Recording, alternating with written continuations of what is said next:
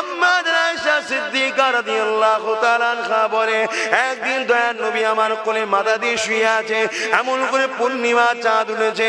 আমি আয়েশা আল্লাহ নবীর মুখের দিকে একবার তাকায়, আকাশের চাঁদের দিকে একবার তাকায়। আমার নবী বলে, শোনা আয়েশা রে, কি দেখো তুমি? বারবার একবার আমার দিকে তাকাও, আসমানের দিকে তাকাও।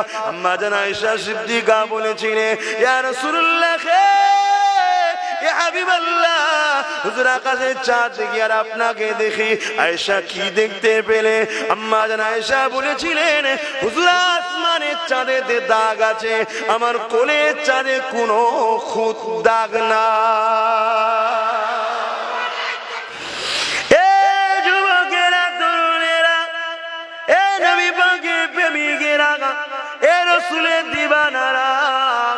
আমার রাসূলুল্লাহ জানিয়ে দিলে, যে মানুষকে ভালোবাসবে আল্লাহ পাকের দয়া তার উপরে হবে। এই যুবকেরা, তরুণেরা, আব্বারা, আল্লাহ নবী একদিন রাস্তা দিয়ে যেতেছিল। নবী আমার দেখতে লাগলেন রাস্তার ধারে একটা বুড়ি বসে আছে, গলায় তার 3টে ঠাকুরের মূর্তি রয়েছে। আল্লাহ নবী দেখতে লাগলেন বুড়ির কেউ খোঁজ নিতে না, বুড়িকে কেউ জিজ্ঞাসা করছে না। আল্লাহ নবী রাস্তা ধারে বুড়ির পাশে বসে গেলে, নবী আমার বসে গিয়ে মা বলে বুড়িকে ডেকেছিল। বুড়িকে যখন মা বলে ডাকে, আরবিতে উম্মুন বলে। এই বুড়ি তখন চোখ তুলে আমার রাসূলুল্লাহ দিকে দেখতে লাগলো, কারণ যে সময় ময়া ভরা ডাক দিয়েছে, ওই সময়তে মাকে ছেলেরা হত্যা করে দিত। আল্লাহ নবীর এই ময়া ভরা ডাক শুনে বুড়ি অবাক হয়ে গেল। আল্লাহ নবীকে বলতে লাগলেন, বাবা, ছেলে রেখে তুই বাবা, আর কি সুন্দর তোকে দেখতে রে বাবা। আমার রাসূলুল্লাহকে এত সুন্দর দেখতে ছিল। আম্মা আয়েশা সিদ্দিকা রাদিয়াল্লাহু তাআলা আনহা বলে, একদিন দয়ার নবী আমার কোলে মাথা দিয়ে শুয়ে আছে, এমন করে পূর্ণিমা চাঁদ উঠেছে। আমি আয়েশা আল্লাহ নবীর মুখের দিকে একবার তাকায়, আকাশের চাঁদের দিকে একবার তাকায়। আমার নবী বলে, শোনা আয়েশা রে, কি দেখো তুমি? বারবার একবার আমার দিকে তাকাও, আসমানের দিকে তাকাও। আম্মা জান আয়েশা সিদ্দিকা বলেছিলেন, ইয়া রাসূলুল্লাহ, ইয়া হাবিবাল্লাহ, হুজুর আকাশের চাঁদ দেখি আর আপনাকে দেখি। আয়েশা কি দেখতে পেলে? আম্মা জান আয়েশা বলেছিলেন, হুজুর আসমানের চাঁদেতে দাগ আছে, আমার কোলের চাঁদে কোনো খুঁত দাগ না।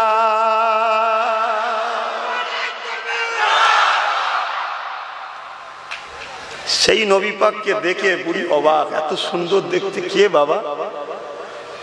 তোর বাড়ি কোথায়? কি নাম তোর? কোনোদিন দেখেন তো, কোনোদিন দেখেন।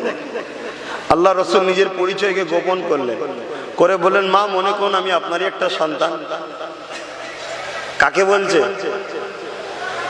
একজন গায়ের ইসলাম, যার গলায় 3টে ঠাকুরের মূর্তি আছে, এর নাম ইসলাম। আল্লাহর সৃষ্টি হিসাবে মানুষকে ঘৃণা করাটা ইসলামের নাম নয়। আজকে ইসলামের দোহাই দিয়ে অনেক কিছু কাজ হচ্ছে, তাই তো আজকে আমরা বেউজ্জতি হচ্ছি। যুগে যুগে আমাদের ঘরে দেখে গায়ের ইসলামরা ইমানের কলেমা পড়েছে, আর আমাদের ঘরে দেখে আজকে যুগে যুগে আমাদের ঘরে দেখে আজকে সারা দুনিয়ায় প্ল্যান হচ্ছে কি করে শেষ করা যায়। 18 বছরের যুবক হযরতে আব্দুল্লাহ ব্যবসা সূত্রে বাজারে, টাউনে, শহরে এসছে ব্যবসা করতে। জগৎ বিখ্যাত ওলি ছিলেন। 18 বছর বয়স তখন, সেই পিরিয়ডের কথা বলছি। ব্যবসা ক্ষেত্রে শহরে গেছে, এমন একটা জায়গায় ঘর নিয়েছে, তার বাড়ির পাশেতে একজন আগুন পূজারী, মুজুসি বলা হয়, তার বাড়ি। মুসলমান থেকে নাক ছিটকাচ্ছে। প্রতিদিন বাড়ির ধুলোগুলোকে, যাই ময়লাগুলোকে পরিষ্কার করে আব্দুল্লাহ ঘরের দরজার গোড়ায় ফেলে দেয়। আর হযরতে আব্দুল্লাহ জন ছেলে, 18 বছর ছেলে, ফজরের নামাজ পড়ে। নামাজ পড়ে নিয়ে কি করতে হয়? নামাজ পড়ে আপনারা কি করে? হ্যাঁ, নামাজ পড়ে নিয়ে আল্লাহর কোরআন পড়তে হয়। বলুন সুবহানাল্লাহ। কিন্তু আমরা পড়ে উঠতে পারিনি। নামাজ পড়ে নিয়ে আবার ওপর হয়ে যায়, শুয়ে পড়ে, আর না একটু ঘোরাঘুরি করে। কোরআন পড়তে হয় কিছু সময়। আল্লাহ আমাকে আপনাকে সবাইকে তৌফিক দান, পড়ান। বলুন আল্লাহুম্মা আমিন। হযরতে আব্দুল্লাহ হুজুর প্রতিদিন ফজরের নামাজ পড়ে কোরআন পড়ে। পড়ে যখন দরজা খুলে দেখে যে হুজুরের দরজার পোটেতে অনেক ময়লা নোংরা পড়ে আছে। হুজুর এদিক ওদিক তাকিয়ে দেখছে কেউ কোথা নাই। আর একটা ঘর থেকে পাত্র নিয়ে এলেন, তাতে করে ময়লাটা তুলে যেখানে ময়লা ফেলে সেখানে ফেলে দিলেন, কিচ্ছু বললেন না, চলে গেলেন কাজে। পরের দিন আবার সেই ফজরের নামাজ পড়ে কোরআন তেলাওয়াত করে বেরিয়েছে, দেখছে আবার ময়লা। 3 দিনের দিকে আবার ময়লা, কয়েক সপ্তাহ কেটে যায়, কিচ্ছু বলছে না, ফেলেই যাচ্ছে। তা যে ময়লাটা ফেলছে সে ভাবছে আব্দুল্লাহ হয়তো গোপনে গোপনে আমায় খুঁজছে, গোপনে গোপনে হয়তো খুঁজছে। তাই একদিন কি করেছো, ডাইরেক্ট ময়লাটাকে নিয়ে বাড়ির দরজা করে দাঁড়িয়ে আছে, হুজুর কোরআন পড়ে যেই বেরিয়েছে হুজুরের সামনে ফেলে দিয়ে ছুটেছে। কেন ছুটলো ভাই বলুন? ভয়। ভয় কাদের হয় বলুন? যারা অন্যায় করে। আব্দুল্লাহ চলে গেলেন, প্রতিদিন যা করে ঘরের গিয়ে আবার ময়লার জায়গাটা নিয়ে আসলো, ফেলে দিল। আর এ ছুটে গিয়ে ঘরের দরজা লাগিয়ে নুকিয়ে দেখছে কি করছে। প্রতিদিন যা করে তাই করে চলে যাচ্ছে। তো অগ্নি উপাসক বেরিয়ে এসে হযরতে আব্দুল্লাহর হাত ধরেছে, বলছে ভাই তুই আমায় কিছু বললি না? হযরত আব্দুল্লাহ এতটুকু বললেন, আমি মুসলমান। আমার নেতা হযরত মুহাম্মদ সাল্লাল্লাহু আলাইহি ওয়াসাল্লাম বলেছেন যে পাড়া প্রতিবেশীকে কষ্ট দেবে সে আমার কেউ নয়। তো তোমাকে যদি আমি কিছু বলি তুমি যদি কষ্ট পাও, আমার ভয় হয় আমার নবী যদি আমার থেকে মুখ ঘুরিয়ে নেয়। তখন অবাক হয়ে গেল, ইসলাম এটা বলে? হ্যাঁ এটা বলে। ও আরো জানতে চাইল আমার রাসূল সম্বন্ধে। একদিন নবী দিওয়ানা হয়ে রাসূলের গোলাম হয়ে গেল। জোরে বলুন সুবহানাল্লাহ। আর আজকে আমাদের কি অবস্থা? নিজের মায়ের পেটের ভাইকে পর্যন্ত মুসলমান ছাড়ছিনি আমরা, নিজের কলেমা পড়া ভাইকে মুসলমান পর্যন্ত ছাড়ছিনি সামান্য সামান্য হারাম টাকার জন্য। হালাল হলো আলাদা কথা ছিল, হারাম টাকা লুটে খাবো এর জন্য আজকে আমরা মারপিট করছি। মুসলমান ঘরের ছেলে মেয়েরা, তরুণেরা, এ নবী পাকের প্রেমিকেরা পরিবর্তন হয়ে যাও, কেননা কিয়ামতটা বড় ভয়ানক হবে। মৃত্যু তো সবার একদিন না একদিন হবে। আল্লাহ কোরআন যখন বলেছে এটা তো চেঞ্জ কেউ করতে পারবে না। কুল্লু নাফসিন যায়িকাতুল মউত, মৃত্যুর স্বাদ অবশ্যই জানতে হবে। আল্লাহ নবী জানিয়ে দিলেন, কেউ যে দুনিয়া জমিনে হারাম খায়, গরিবের লুটে খায়, পরের মালকে জোর করে দখল করে খায়, কারো জমিন যদি দখল করে নেয়, পুকুর এমন করে দখল করে নেয়, মা যদি চুরি করে খায়, এক কথায় হারাম যদি কেউ খায়, আল্লাহ নবী জানিয়ে দিলেন জাহান্নামের কাছে দিয়ে তার জিভকে কাটা হবে। এ মুসলমান ঘরের ছেলে মেয়েরা, আল্লাহর পক্ষ দিয়ে কখনো কখনো ঝড় তুফান হবে, আল্লাহর পক্ষ থেকে কখনো বন্যা হবে। এতে করে নেতাদেরকে আল্লাহ পরীক্ষা করে নেয়, নেতারা কি করে দেখার জন্য। এইগুলো হয় ওই সময় নেতারা যদি নেকি কামাতে পারে, গরিবের যদি সেবা করতে পারে, বিপদগ্রস্ত মানুষের পাশে দাঁড়াতে পারে, তাদের অধিকার যদি পাইয়ে দিতে পারে, দুর্নীতি যদি না করে, আল্লাহ নবী জানিয়ে দিল যে নেতা দুনিয়ার জমিনে ইনসাফ প্রতিষ্ঠিত করবে, ন্যায় বিচার প্রতিষ্ঠিত করবে, আল্লাহর সৃষ্টির সেবা করবে, মানুষ জাতির কল্যাণের কথা ভাববে, আমি রাসূলুল্লাহ জানিয়ে দিই কাল কিয়ামতের ময়দানে যেদিন মাথা এক হাত উপরে আল্লাহ সূর্যকে নামিয়ে দেবে, নফসি নফসি করতে থাকবে, যেদিনে কোনো ছায়া দেবে না, ওই সৎ নেতাকে, ওই সৎ লিডারকে আমার আল্লাহ নবী জানিয়ে দিলে আমার আল্লাহ পাক তাকে আরশে আজিমের ছায়া দেবে।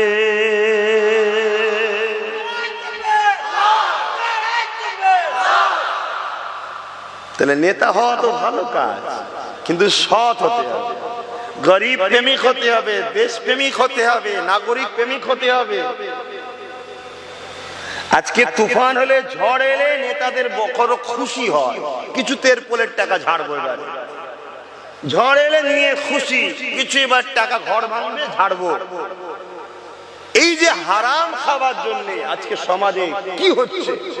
এবার যদি বলেন আমি খাচ্ছি তো তোর কি হয়েছে, কথা ঠিকই বাপ, দুটো কারণে সমস্যা হচ্ছে।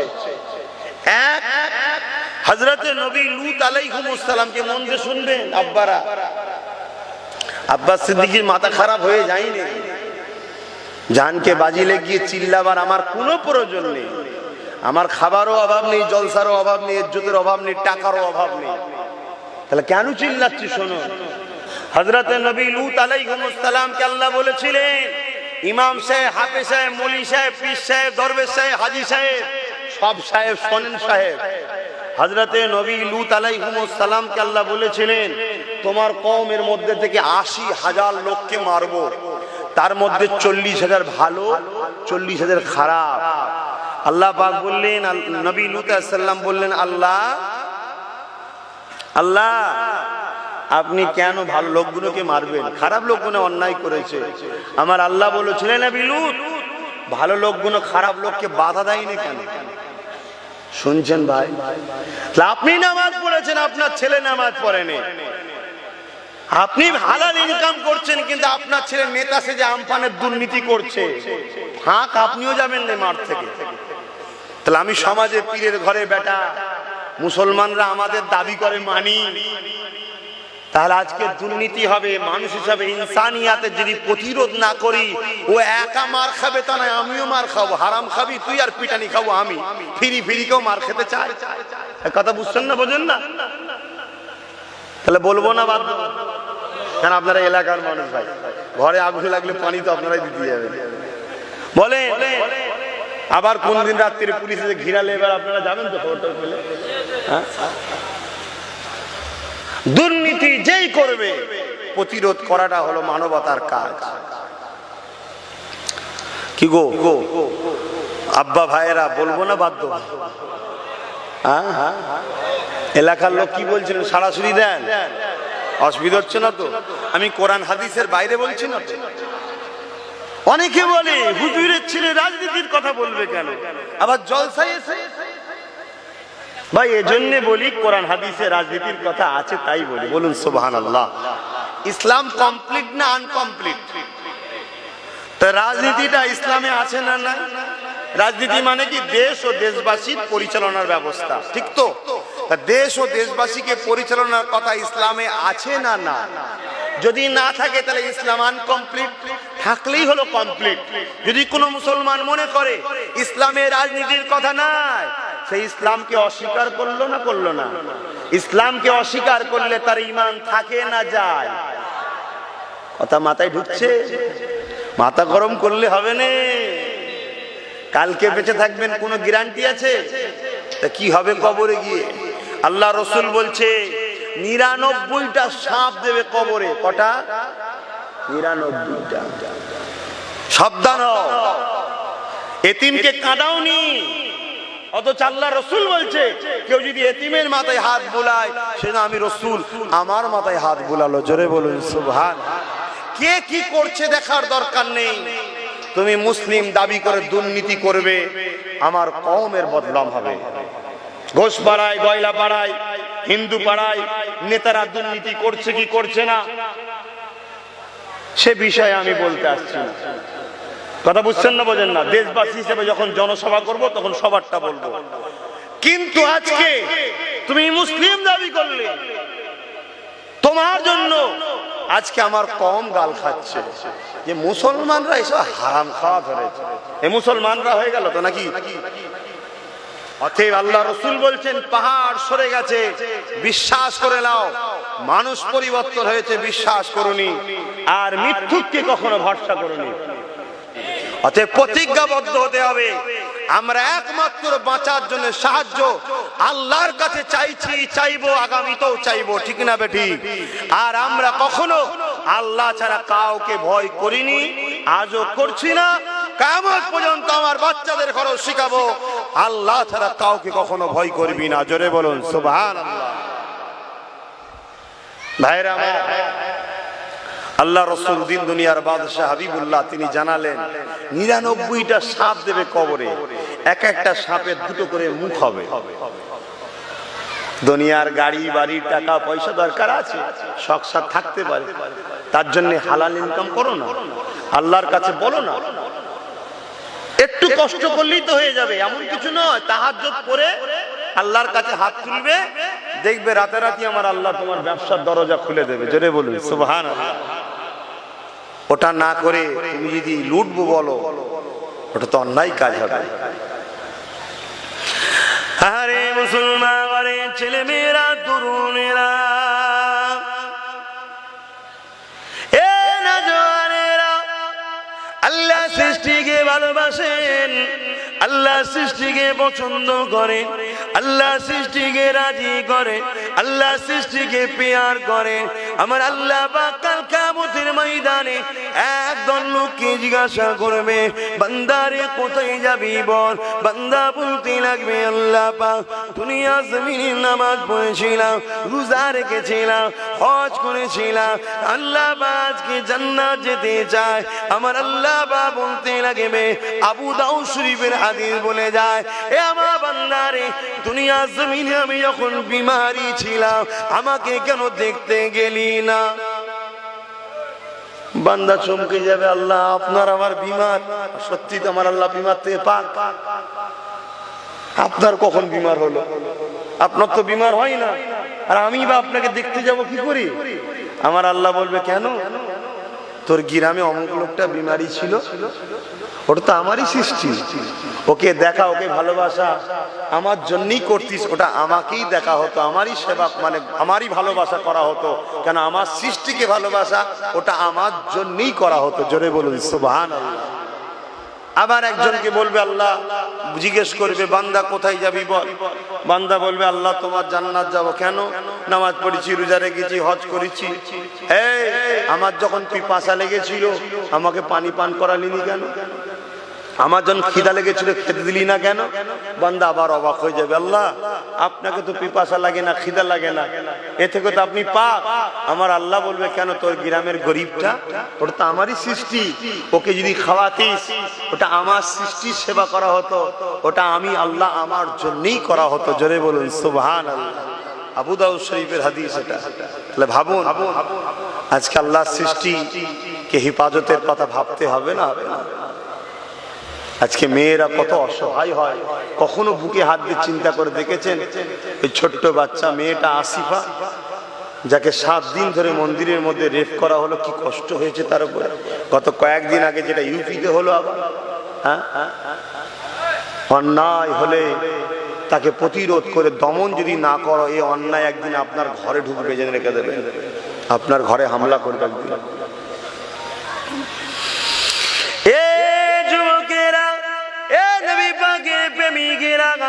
আল্লাহ নবী দুনিয়া বাজাবিবুল্লাহ জানিয়ে দিলে কাল কিয়ামতের ময়দানে আমার আল্লাহ একটা বান্দাকে উঠাবে, ওরে আমার বান্দার এদিকে আয়, হিসাব নিকাশটা আমাকে দে। বান্দা কাঁদতে লাগবে, আল্লাহ পাক আপনি আমাকে সবার সামনে বিউজুদি করে দেবেন না, আপনি আমাকে গোপনে গোপনে জাহান্নামে দিয়ে দেন। আমার আল্লাহ বলতে লাগবে, বান্দারে না একবার তোরা বললাম এটা দেখা, লা তাখনাতু মিন রাহমাতিল্লাহ, আমার রহমত থেকে নিরাশ হয়ে যাস না। বান্দা তোরা আমলনামাটা দেখা, বান্দার আমলনামা আল্লাহ বা দেখতে লাগবে, আমলনামা দেখতে দেখতে দেখা যাবে বান্দার আমলনামায় গুনাহ পাপ অন্যায় ভরা, শুধুমাত্র একটা ভালো কাজ রয়েছে। ওই একটা ভালো কাজ দেখে আমার আল্লাহ বা রহমতের দরিয়া জশ মেরে বলতে লাগবে, ওরে আমার বান্দারে তোর একটা ভালো কাজ পেয়েছি, ওই কাজটা আমার পছন্দ হয়েছে, ওরে আমার বান্দা যা, আমি আল্লাহ পাক আমার রহমতের বিনিময়ে তোকে নাজাত দিয়ে দিলাম।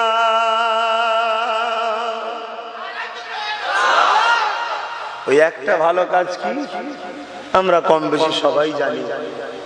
এক গরমের সময় এক পশু রোদে বাঁধা ছিল, তাকে ছাওয়াই দিয়ে পানি পান করিয়েছিল। আল্লাহ বলছে, বান্দা আমার সৃষ্টির উপরে অত্যাচার হচ্ছিল, কষ্টই পড়েছিল, বিপদে পড়েছিল, তুই মুক্তি দিয়েছিস। তুই যদি দয়া করতে পারিস, আমি তো দয়ার মালিক, আমি কেন তোর উপর দয়া করব না? যা তোকে জান্নাত দিয়ে দিলাম। জোরে বলুন সুবহানাল্লাহ।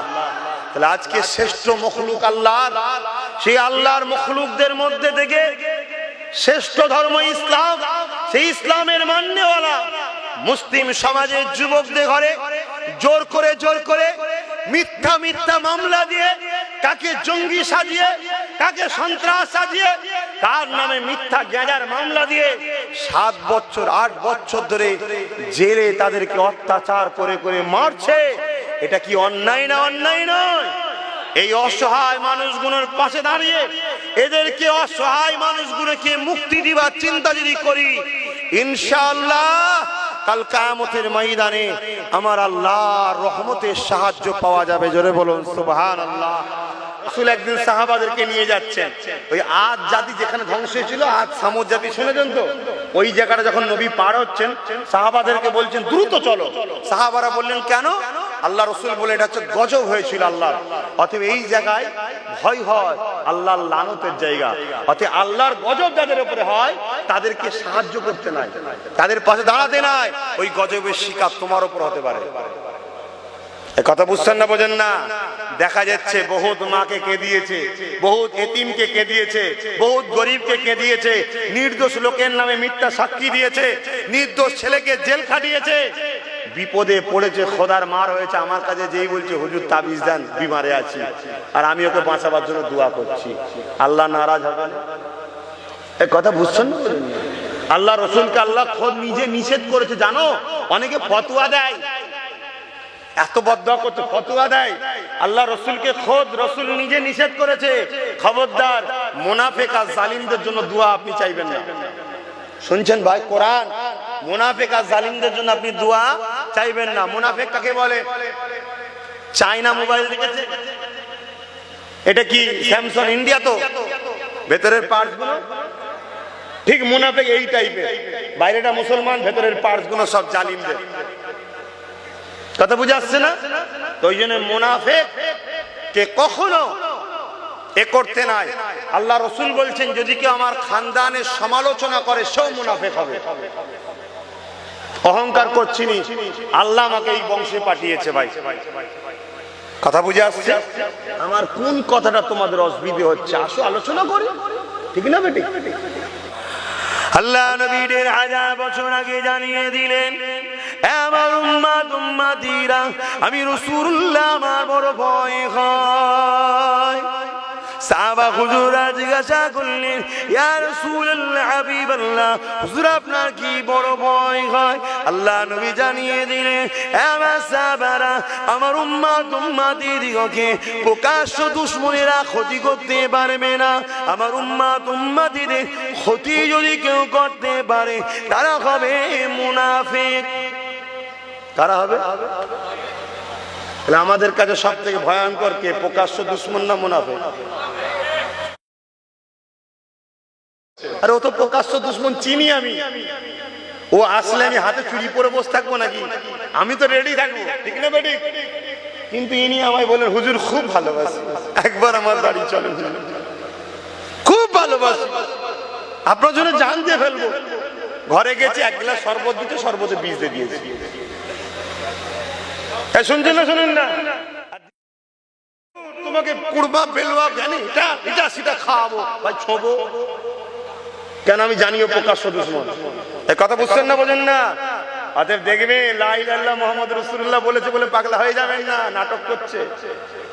কেউ যদি মাথায় টুপি দিয়ে ইফতারে বসে, ও তোমার সঙ্গে ধোঁকা দিল কেন? এই টুপিটাকে ও যদি বিশ্বাস না করে তো মাথায় দিল কেন?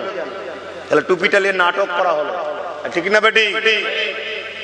লা ইলাহা ইল্লাল্লাহ মুহাম্মাদুর রাসূলুল্লাহ মানে যদি মানিস নি তাহলে বললি কেন? তার মানে কি ওটা বলে তোমাকে আঘাত করছে, তোমার নরম জায়গা যেটা ভালোবাসার জায়গা, ওই জায়গাতে আঘাত করে তোমাকে ব্ল্যাকমেল করছে। কথা বুঝছেন না, বোঝেন না?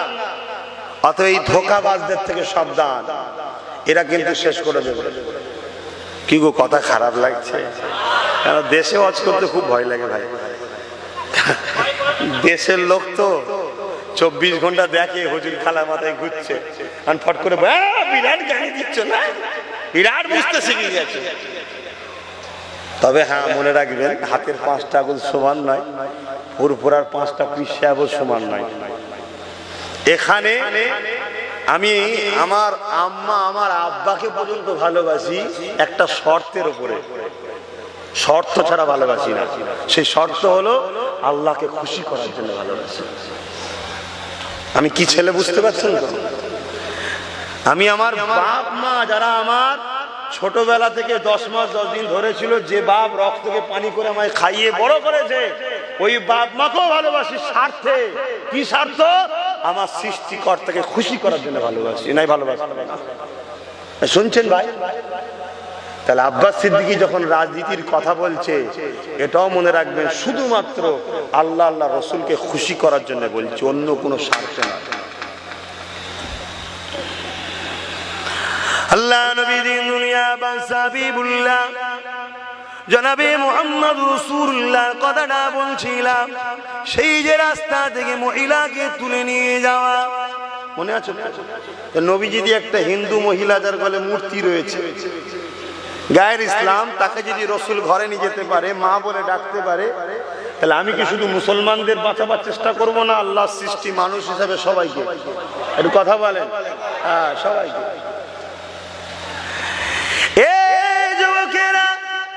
আল্লাহ নবী নবী আমার মদিনা জমিনে রাষ্ট্র কায়েম করেছিলেন, নবী আমার দেশ কায়েম করেছিলেন। আল্লাহ নবী খোদ নিজে রাষ্ট্রপ্রধান হয়েছিলেন, রাষ্ট্রনায়ক হয়েছিলেন। কিভাবে রাজনীতি করতে হয়, কিভাবে দেশ চালাতে হয়, কিভাবে প্রশাসন ব্যবস্থা হবে, কিভাবে আইন ব্যবস্থা হবে, কিভাবে দেশকে বিদেশি শক্তি থেকে বাঁচাতে হবে, বর্ডার কিভাবে পাহারা দিতে হবে, দেশের সার্বভৌমত্ব কিভাবে চলবে, নাগরিকরা কিভাবে সুরক্ষিত থাকবে, আল্লাহ নবী সবকিছু 10 বছর ধরে নিজে রাষ্ট্রনায়ক হয়ে দেশ চালিয়েছে। নবী যদি 10টা বছর ধরে রাষ্ট্রনায়ক হয়ে দেশ চালাতে পারে, সেই নবীর উম্মত আমি যদি দেশ ও দেশবাসী সেবার জন্য রাজনীতি করি বলি, তাহলে কি গুনাহ হবে? তো সুন্নাত হবে, সওয়াব হবে। তোমার এত ব্যথা হচ্ছে কেন? তোমার এত অসুবিধা হচ্ছে কেন? না, সব ঠিক আছে, দাদা হুজুরকে কেন জড়ালো? এটা তো শোনা যাচ্ছে নাকি? দাদা হুজুরকে কেন জড়ালো? ভাই আজকে তো বইগুলো আনতে ভুলে গেছি। এখানে একটা দাওয়াত আছে তরুণপুরে, কবে জানো? 14ই কার্তিক। ওই দিনে সব দলিলগুলো নিয়ে আসবো, আজকে বেখেয়াল হয়ে গেছে। ওই দিনে দলিলগুলো নিয়ে আসবো। ভাই দাদা হুজুরের সময় জন্ম নিয়েছিলেন এমন কেউ এখানে বেঁচে আছে? আমিও তো দাদা হুজুরের পেটে জন্ম নিইনি। দাদা হুজুর কি করেছে না করেছে আমি জানি, আপনারা জানেন। আমি যদি বলি রাজনীতি করেনি, ইনি যদি বলি রাজনীতি করেছে, উভয়ের কথাই শোনা যাবে না। কেন? উনিও জন্ম নেয়নি, আমিও জন্ম নিইনি। দাদা হুজুরের বিষয়ে জানতে গেলে কি করতে হবে? ইতিহাস। ওই দিন ইতিহাস নিয়ে আসবো, দেখবে। আবার কিছু মানুষ বলতে পারে ওরকম ইতিহাস লিখে দেওয়া যায়, তা আপনি একটা লিখেই দেখান না, একটা লিখে দেখান না। দেখি হাসির কথা ভাই। এবার এই কথাটা কেন বলছি? দাদা হুজুরের গায়ে দাগ লাগানো মানে দাদা হুজুরকে অপমান করা। দাদা হুজুর যদি রাজনীতি না করে থাকে, বা রাজনীতিকে ঘৃণা করে থাকে, বা রাজনীতির থেকে দূরে থাকে, তাহলে আমার আবু বকর সিদ্দিক 100% ইসলামকে মানতে পারেন। কথা বুঝছেন না? বুঝলেন? যদি কেউ মনে করে 100% কোরআন হাদিস মানবো, তাকে 100% এর মধ্যে রাজনীতি একটা পার্ট, ওটা কেউ মানতে হবে। ছুচোরে বাবা।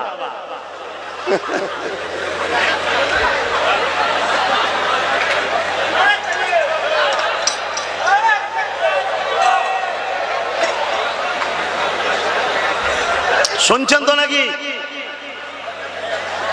যতদিন না তোমরা এই ভয় কাটাতে পারবে, ততদিন তোমরা মাথা তুলে দাঁড়াতে পারবে না। একটা ছোট থেকে যদি তোদের এই হাল হয়, তো তোদের ঘরে যখন দুটো মিলিটারি এসে বলবে চলো ক্যাম্পে যেতে হবে, তখন তোদের কি দশা হবে?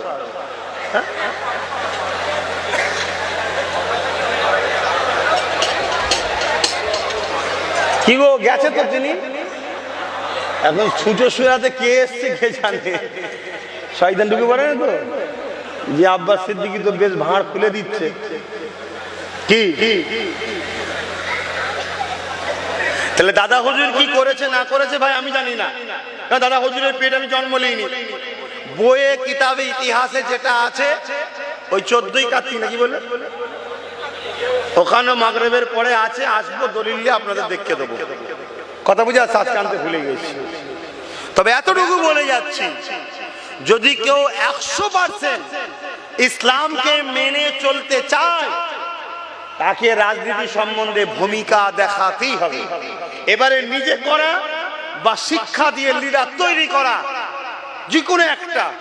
দাদা হুজুর ছিলেন শিক্ষক, তিনি কিতাবে যেটা পাওয়া গেছে রাজা হয়ে কোনো জায়গায় বসেন ঠিকই, কিন্তু তিনি রাজা তৈরি করেছে। জোরে বলুন সুবহানাল্লাহ। কেন? তিনি মুজাদ্দিদ ছিলেন, যুগ সংস্কারক। যুগের মধ্যে যত বুরাই কাজ আছে সব থেকে মিটাবার জন্যই মুজাদ্দিদদের ঘরে পাঠানো হয়।